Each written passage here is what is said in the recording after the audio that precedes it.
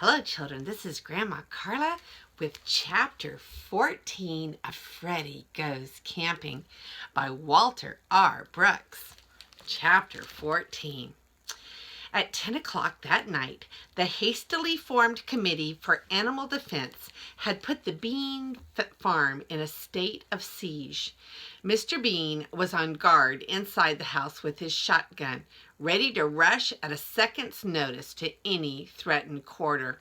The smaller animals and those of the birds who could be trusted to stay awake after dark were patrolling the farm's boundaries with instructions to give warning if the enemy was sighted, but to let them through and not put up any resistance. Freddy and Mrs. Wiggins, who headed the committee as chairman and chairwoman, respectively, had set up field headquarters in the cow barn, which had doors on all four sides so that animals could enter or leave it without being observed by the enemy. The other animals occupied various strategic posts. The animals figured that the attack, when it came, would be double: by the rats to destroy as much property as possible, and an attempt by Mr. Aha to scare the living daylights out of Mrs. Bean, whom he supposed to be alone in the house. And so the window shades in the parlor, which were usually pulled down to keep the afternoon sun from fading the carpet, had been raised, and all of the lights turned on, and Mrs. Bean sat at the table darning socks.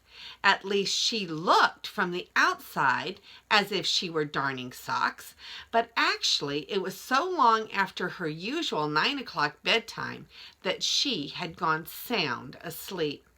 Several years earlier, when the animals had made their famous attack on the Grimbley house in the big woods, they had been organized into an army, and the organization had been kept up. The birds formed the air arm. The scouts were the rabbits and other small animals. The goat, Bill, the cows, and Hank were the shock troops. And a separate division was formed of all of those who had teeth and claws to fight with: Freddy, Jinx, the dogs, Peter the bear and his relatives, and John the fox. Jacob the wasp and his family were attached to the air arm as dive bombers. And there was even a chemical warfare division armed with fire extinguishers and pepper shakers, and a garden sprayer which they had filled with several bottles of household ammonia. All in all, a much more formidable garrison than Simon and Mr. Aha, even if they had not supposed the farm unprotected, could have expected to attack. And as it grew later, more volunteers came trickling in from the woods and fields in answer to the appeal for help that Freddy had sent out by rabbit. Sniffy Wilson the skunk and his family came and were attached to the chemical warfare division. Cecil the porcupine came. His quills rattled as he walked, and Uncle Solomon the little screech owl, and even several animals from the Schemerhorn farm. It was nearly 11 o'clock when a rabbit came bounding into the cow barn to announce that a car had stopped just below the first animal bank, which was a shed a couple of 100 yards down the Centerboro Road. A tall man had gotten out, had climbed the fence, and followed by a big gang of rats was coming towards the barnyard across the fields. "Okay," said Freddy, "now keep quiet, everybody. We mustn't let them think there's anybody here but Mrs. Bean. Uncle Solomon, suppose you could fly out and keep track of where the rats go."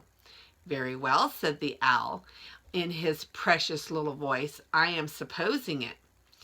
"Oh, come on," said Freddy. "There isn't time to argue about the way I use words. Go on, do it, will you?" "Observe, Freddy," Uncle Solomon said. "If I tell you to suppose a thing, I am not asking you to do it. I am merely ordering you to imagine that you can do it. If you want me to actually do it, why didn't you say so in the first place?" Jinx growled at him. "Look, Al," he said, "suppose I give you a good smack in the beak." Uncle Solomon gave a little crazy laugh. "It is not a supposition that appeals to me," he said, and spreading his wings, flew out of the door. "I don't know," said Jinx. "Sometimes I wonder how I keep my claws out of that fellow's tail feathers, the way he picks at everything you say." "He doesn't mean anything by it," said Freddy. "It's kind of fun, sometimes at that. Only not right now. Quiet, everybody. Not a sound until you get the signal." The animals stood in the door, silently watching. Nothing happened for a minute or two. Then Uncle Solomon came floating in through the doorway and lit on Mrs. Wiggins' shoulder. "He's up behind the fence, getting into his ghost costume," he whispered.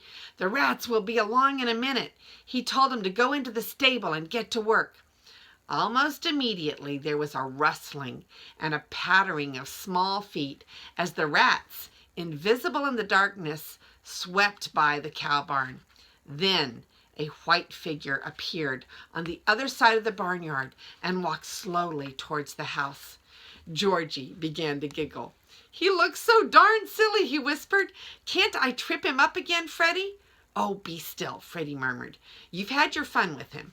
Let Mr. and Mrs. Bean have theirs." Mr. Aha went up to the lighted window.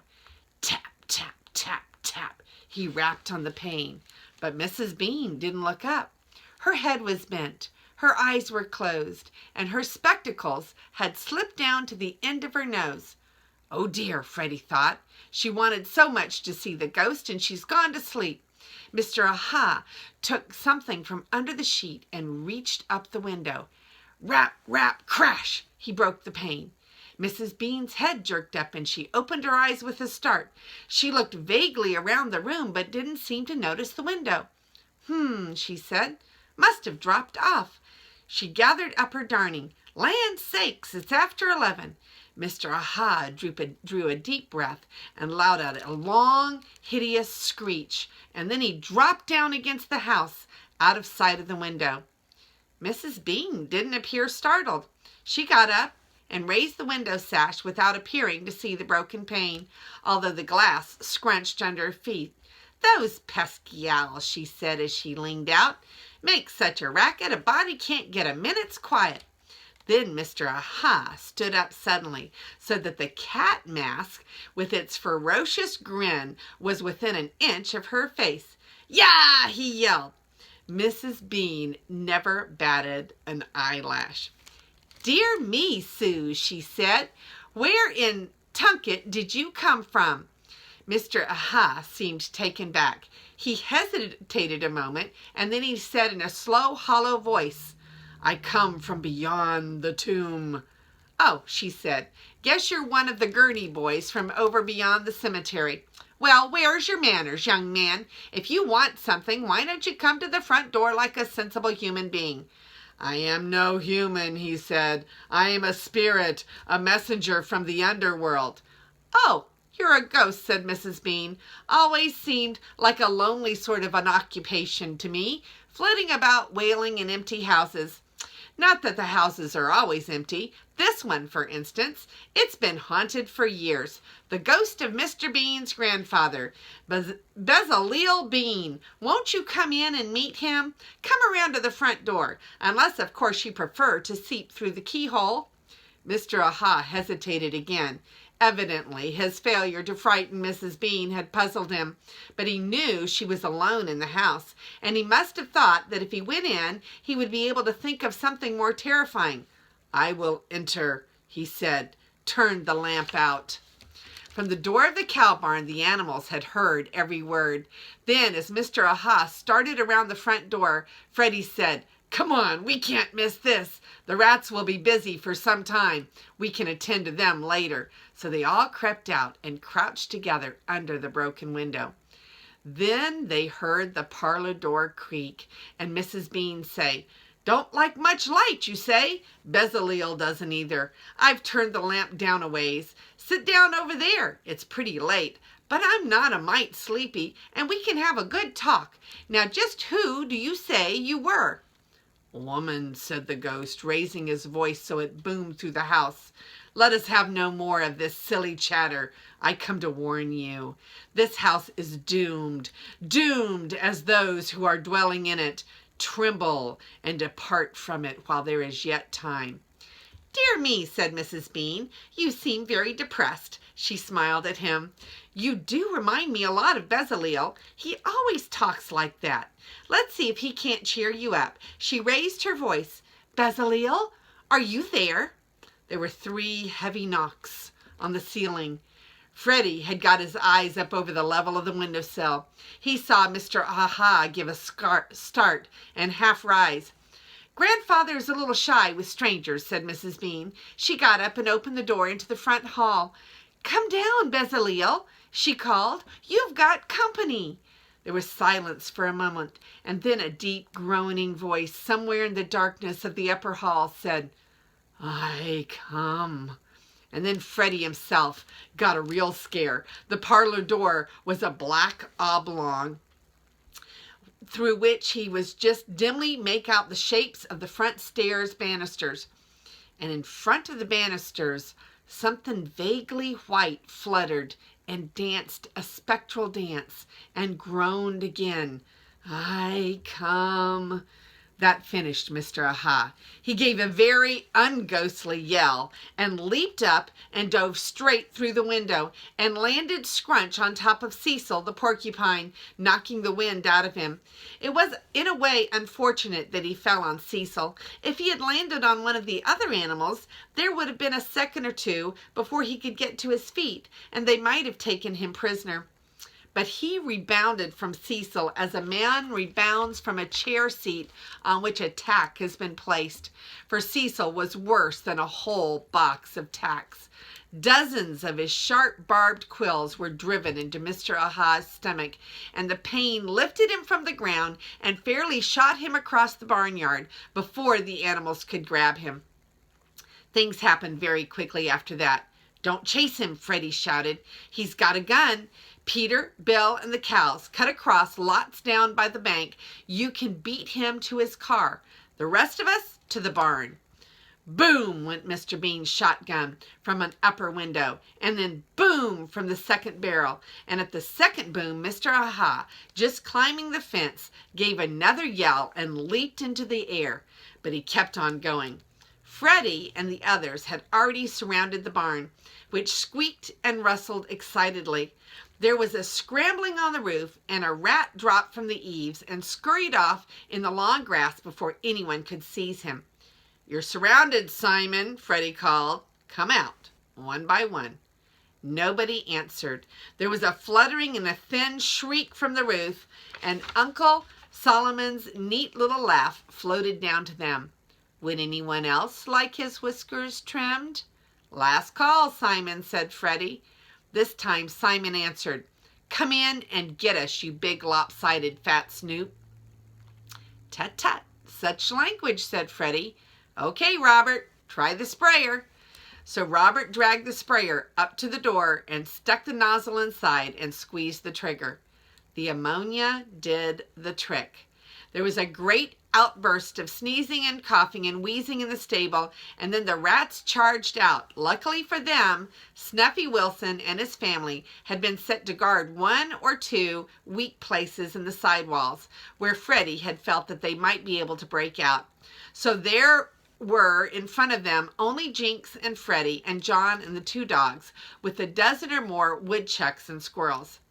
There were probably 20 rats in the gang, and the rats are wicked fighters, especially in the dark. But at that moment, Mr. Bean came out of the kitchen door and snapped on the big porch light so that the barnyard was almost as bright as day. There was a sprawl of snapping and snarling in front of the stable door as the animals leaped and slashed and clawed and bit. Freddy spied Simon, and with a lucky snap of his jaws, caught him by the back of the neck, but was immediately attacked from behind by 2 other rats, who climbed up on his shoulders and bit savagely. He squealed and reared up and fell over backward on them, but he had dropped Simon, who slipped away. The rats he had fallen on, however, were out cold.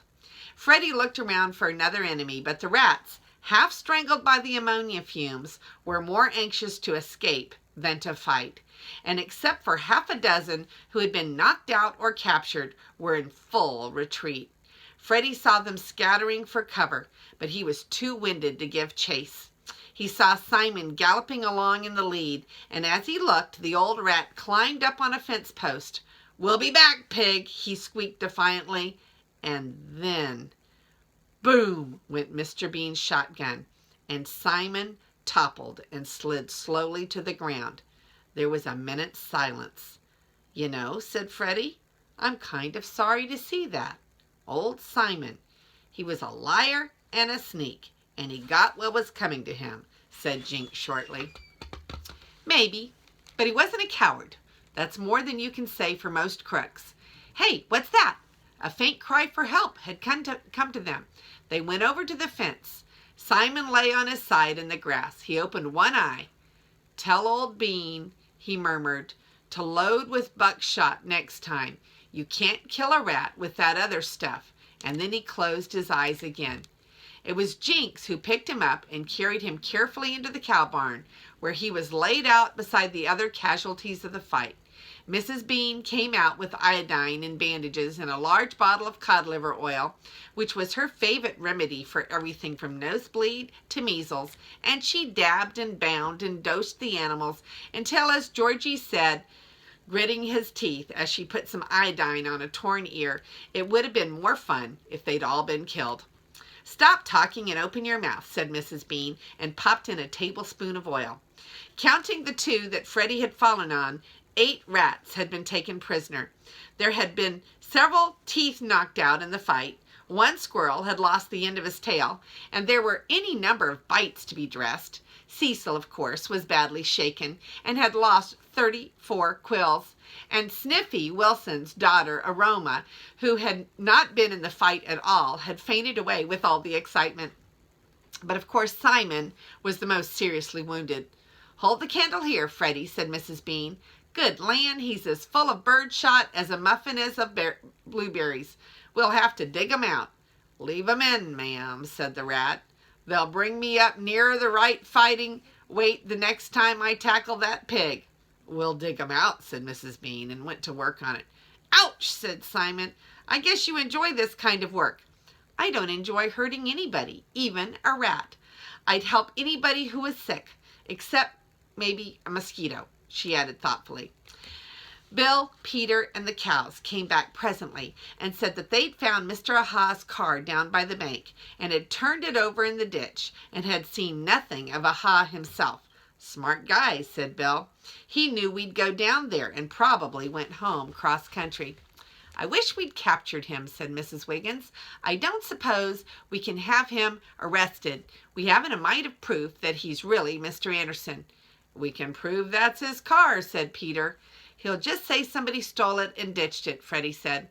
"Come, come," said a gruff voice, and there was Mr. Bean in the doorway. "Time you animals were in bed. Mrs. B, if you've got 'em fixed up, you'd better be seeking your downy couch yourself." The animals grinned happily at him, for they knew that when he used such flowery language, he was in pretty high spirits. "Well, Mr. B," Mrs. B replies, "seems to me you could say a word of thanks to your animals, after the brave fight they put up to keep a roof over our heads." "Roof's over their heads, too, ain't it?" he said. Then he stood up straight and thought and cleared his throat about 15 times, and at last he said, "Animals!" After that he didn't say anything more for quite a long time, but finally he did make a sort of speech. "Animals," he said, "you don't want thanks and you don't want praise. You did just what I expected of you, and that's the best praise I can give you, because I guess I expect more of you than Skimmerhorn or Witherspoon or Macy or any of these other farmers expect of their animals. Maybe you expect more of me too, but don't go expecting a lot of high-class oratory. If that's what you want, go live with Senator Bloor out on the hill to other side of Cinderboro. He's given away free, gratis, and for nothing more fancy highfalutin language than any man in the country. But he never gave away anything that cost him more than maybe a sore throat. You folks that look to me, you'll get taken care of without any fuss and feathers. And," he stopped, There I go, talking politics, he said.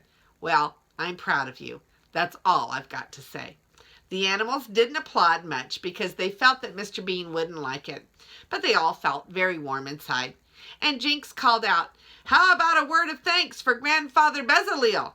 Mr. Bean stared at the cat a moment, and then from behind his whiskers came the fizzing sound that the animals had come to learn was laughter.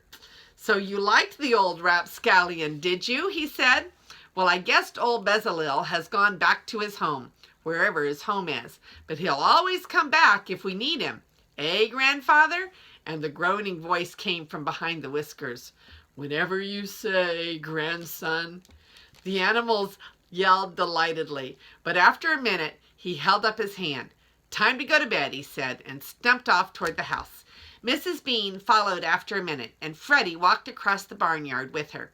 "Excuse me, ma'am," he said, "but I just wanted to know how Mr. Bean made that ghost dance in the hallway. It was 10 times as scary as Mr. Aha, with all of his false faces and yelling."